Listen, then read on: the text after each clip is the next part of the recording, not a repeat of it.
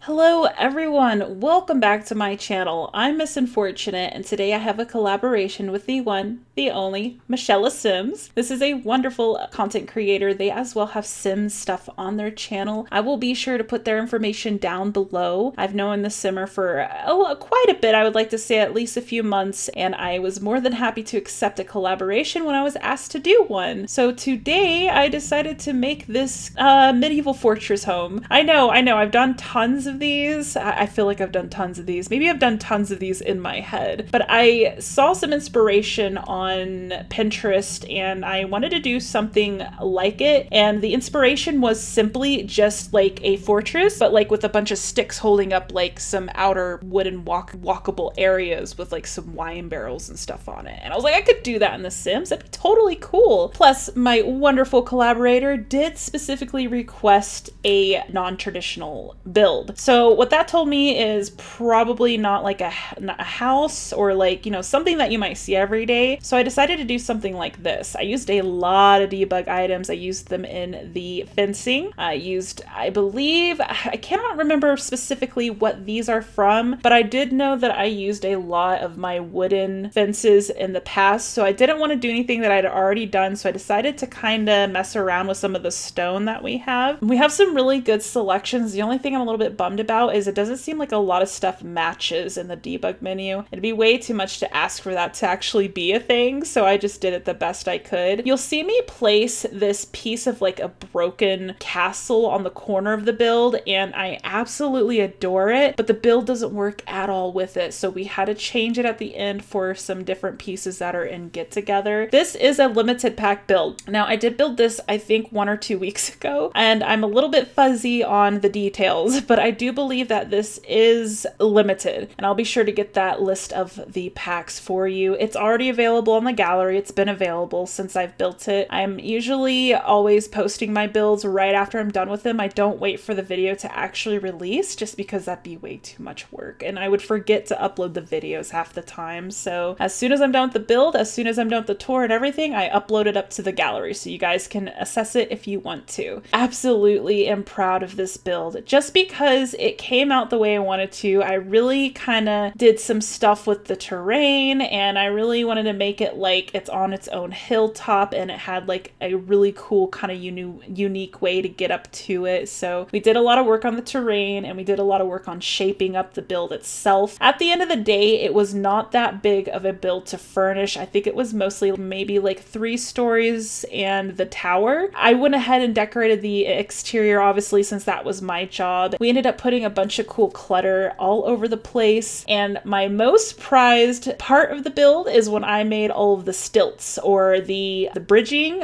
all the wood basically that holds up these staircases that are in the courtyard. Absolutely loved doing it. I had to do it twice. It really sucks. I did it once. Everything was perfect. Everything was great. And then I wanted the build to be higher. So I was like, crap. So I ended up lifting the build up higher so I could make the terrain go higher, and that caused all of the wooden beams to disappear. So I ended up having to replace them all down again. But I'm glad that I did because I feel like I did it cleaner and better the second time around. That's one thing that people might not understand or get frustrated with when they're having to redo something with their work. It really sucks, don't get me wrong. Wasting time or wasted time is not cool, especially when you're in the business of not having a lot of it. For me, anytime that I've ever had to redo something, it's always come out better the second time around. So I've never necessarily hated having to do something a second time around, but I definitely would like to dodge it if I can in the future. But don't get sad if you do have to, because I bet you anything it'll turn out better than it did the first time. Now, I did test the build before I put all these poles down, but I am using the eco lifestyle debug poles here, or wooden beams, so everything should work just fine. You should be able to walk up those stairs and access the top of the tower and just walk along if you want to. There's a little painting area / seating area on the smaller tower. I imagine that the people that live here, this is probably one of the first builds I really didn't like think about that per se. I imagine that maybe just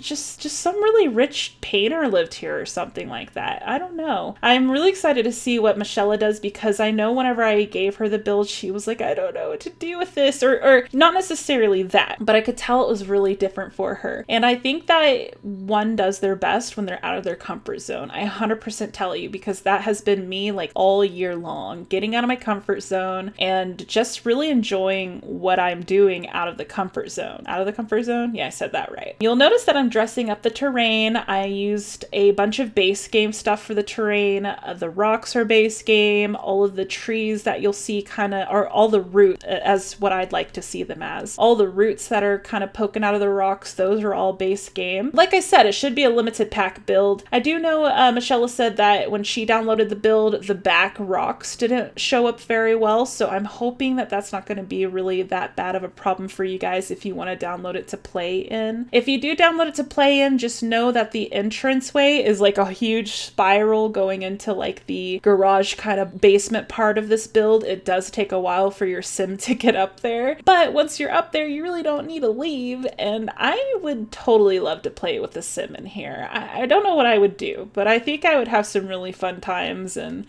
take some really cool screenshots. So we dress up the exterior as well with a bunch of greenery. I really just wanted to make it look kind of like settled, you know, like really comfortable. Things have grown onto it. It's been built out of ruins that have already been here, and they've just harvested what they could to recreate this new structure. I put as much detail as I could on it, but I didn't want to make it too heavy. And I do believe we do put a bunch of plants and grass, but I don't think it's to the point where it's too difficult to download, but I will say it is still pretty detailed. I've been going through this phase where I'm really obsessed with like building stuff into the ground, and as you can see, we did that here as well. We have kind of a like garage entrance, if you will, in the ground, and then of course you can walk up some staircases to get up to the main floor. But like I said, I'm real interested to see how Michaela decorated the house, because I don't know, I always get excited whenever I get to go watch my collaborators video, because I'm real curious how they